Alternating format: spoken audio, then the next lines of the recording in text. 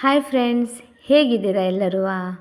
ಇವತ್ತು ನಾನು ಎಗ್ಗಿನ ಇನ್ನೊಂದು ರೆಸಿಪಿನ ಹೇಳ್ಕೊಡ್ತಾ ಇದ್ದೀನಿ. ಅದು ಎಗ್ ಬೈದಾ ಮಸಾಲ ಅಂಥೇಳಿ. ತುಂಬ ಚೆನ್ನಾಗಿ ಬರುತ್ತೆ. ರೊಟ್ಟಿ, ಚಪಾತಿ, ಪೂರಿ, ಪರೋಟ ಯಾವುದ್ರ ಜೊತೆಗೆ ಬೇಕಾದರೂ ತಿನ್ಬೋದು.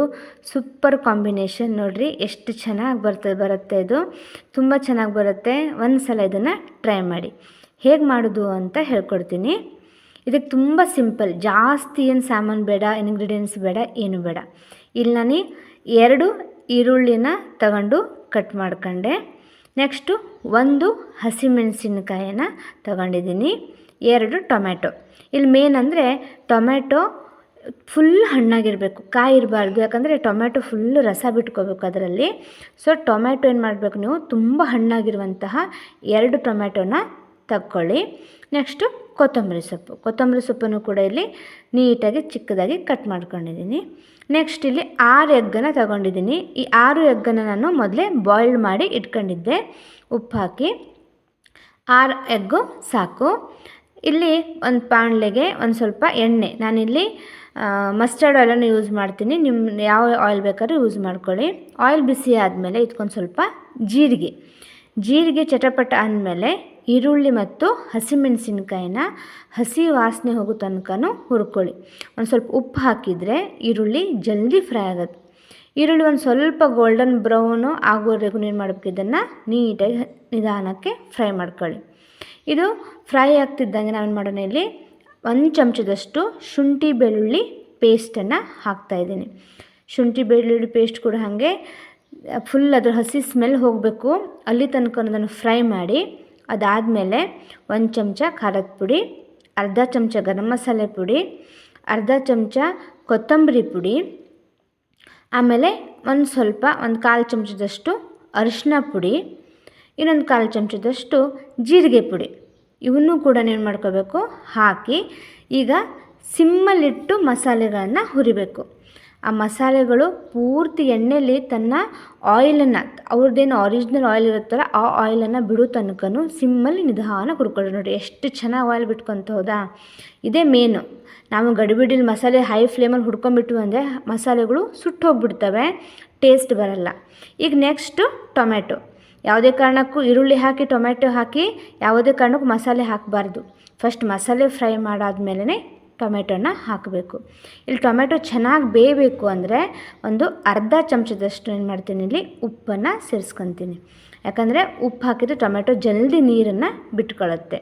ಇಲ್ಲೊಂದು 2 ನಿಮಿಷದ ಹಂಗೆ ಇದನ್ನು ಮುಚ್ಚಿಟ್ಬಿಡ್ತೀನಿ. ನಾನು ಇಲ್ಲಿ 2 ಸಲ ಉಪ್ಪನ್ನು ಹಾಕಿದ್ದೀನಿ.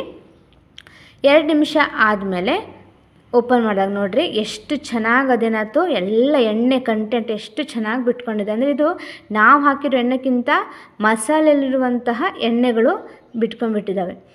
ನೆಕ್ಸ್ಟ್ ಈಗ ಕೊತ್ತಂಬರಿ ಸೊಪ್ಪು ಹಾಕಿ ನಾನೇನು ಎಗ್ ಬೇಯಿಸ್ಕೊಂಡಿದ್ದೀನಲ್ಲ ಆ ಎಗ್ಗನ್ನು ಇಲ್ಲಿ ತುರಿದು ಹಾಕ್ಕೋತಿದ್ದೀನಿ. ನಾನಿಲ್ಲಿ 6 ಎಗ್ಗನ್ನು ತಗೊಂಡಿದ್ದೆ. 3ರಿಂದ 4 ಜನರಿಗೆ ಆರಾಮಾಗಿ ಸಾಕಾಗತ್ತೆ. ಆ ಎಗ್ಗಳನ್ನು ನಿಧಾನಕ್ಕೆ ಈ ಥರ ಗ್ರೇಟ್ ಮಾಡ್ಕೊತಾ ಇದ್ದೀನಿ. ಚೆನ್ನಾಗಿ ಬರುತ್ತೆ. ಒಂದು ಸಲ ಟ್ರೈ ಮಾಡಿ, ಸೂಪರಾಗಿರುತ್ತೆ. ನಾನು ಮಾಡಿರುವಂತಹ ಅಡುಗೆ ನಿಮ್ಗೆ ಇಷ್ಟ ಆದರೆ ನನ್ನ ಚಾನಲನ್ನು ಸಬ್ಸ್ಕ್ರೈಬ್ ಮಾಡಿ, ನಿಮ್ಮ ರಿಲೇಟಿವ್ಸ್ ಫ್ರೆಂಡ್ಸ್ಗಳಿಗೆ ಇದನ್ನು ನನ್ನ ರೆಸಿಪಿಗಳನ್ನು ಶೇರ್ ಮಾಡೋದನ್ನು ಮರಿಬೇಡಿ. ಇದಿಷ್ಟು ಹಾಕಿ ನಿಧಾನಕ್ಕೆ ಕಲಿಸ್ಕೊಂಡು ಒಂದು ಅರ್ಧ ಗ್ಲಾಸಷ್ಟು ನಾನು ಮಾಡ್ತೀನಿ ನೀರು ಹಾಕಿ ಇದನ್ನು ಮುಚ್ಚಿಟ್ಬಿಡ್ತೀನಿ ಸಿಮ್ಮಲ್ಲಿ. ಆ ಎಗ್ ಏನಾಗಬೇಕು, ಅಷ್ಟು ಮಸಾಲೆನ ನಿಧಾನಕ್ಕೆ ಹೀರ್ಕೋಬೇಕು. ನೋಡಿರಿ ಇದಿಷ್ಟು ಆಯಿತು, ನಮ್ಮ ಎಗ್ ಬೈದಾ ಮಸಾಲ ರೆಡಿ ಆಯ್ತು. ನೆಕ್ಸ್ಟ್ ಇಂಪಾರ್ಟೆಂಟ್ ಸ್ಟೆಪ್ ಇದೆ. ಅದೇನಂತಂದರೆ ಫ್ರೈಯಿಂಗ್ ಪ್ಯಾನ್ ಇಟ್ಕೊಂಡು ಎಣ್ಣೆ ಹಾಕಿ ನಾನಿಲ್ಲಿ 2 ಎಗ್ಗನ್ನು ಒಡೆದು ಆಮ್ಲೆಟ್ ಮಾಡ್ಕೊತಾ ಇದ್ದೀನಿ. ಇದಕ್ಕೊಂದು ಸ್ವಲ್ಪ ಉಪ್ಪು ಆಮೇಲೆ ಖಾರದ ಪುಡಿನ ಮೇಲೆ ಹಾಕಬೇಕು. ಇದು ಫುಲ್ ಬಾಯ್ಲ್ ಆಗೋಂಗಿಲ್ಲ, ಹಾಫ್ ಬಾಯ್ಲ್. ಇದೇನು ಆಮ್ಲೆಟ್ ಅಂದ್ಕೊಬೇಡ್ರಿ, ಇದೇ ಆಮ್ಲೆಟು ಆ ಬೈದಾ ಮಸಾಲಕ್ಕೆ ಟೇಸ್ಟ್ ಕೊಡೋದು. ಇಷ್ಟ ಆದಮೇಲೆ ನಾನು ಇದನ್ನು ಸರ್ವಿಂಗ್ ಬೌಲಿಗೆ ಹಾಕ್ತಿದ್ದೀನಿ. ಆಮ್ಲೆಟ್ ಜೊತೆಗೆ ನೀವು ಇದನ್ನು ಆಮ್ಲೆಟನ್ನು ಮಾಡಿಕೊಳ್ಳೇಬೇಕು. ಆಮ್ಲೆಟು ಪ್ಲಸ್ ಆ ಗ್ರೇವಿ ಮಿಕ್ಸ್ ಮಾಡಿಕೊಂಡೆ ನೀವೇನು ಮಾಡಬೇಕು, ಚಪಾತಿ ಜೊತೆಗೆ ಬೈಟ್ ತೊಗೋಬೇಕು. ಅಂದರೆ ಮಾತ್ರ ಅದ್ರ ಟೇಸ್ಟ್ ಸೂಪರಾಗಿರುತ್ತೆ. ಒಂದು ಸಲ ಟ್ರೈ ಮಾಡಿ, ತುಂಬ ಚೆನ್ನಾಗಿರುತ್ತೆ. ರೊಟ್ಟಿ, ಚಪಾತಿ, ಪೂರಿ, ಪರೋಟ ಯಾವುದ್ರ ಜೊತೆಗೆ ಬೇಕಾದ್ರೂ ತಿನ್ನಿರಿ.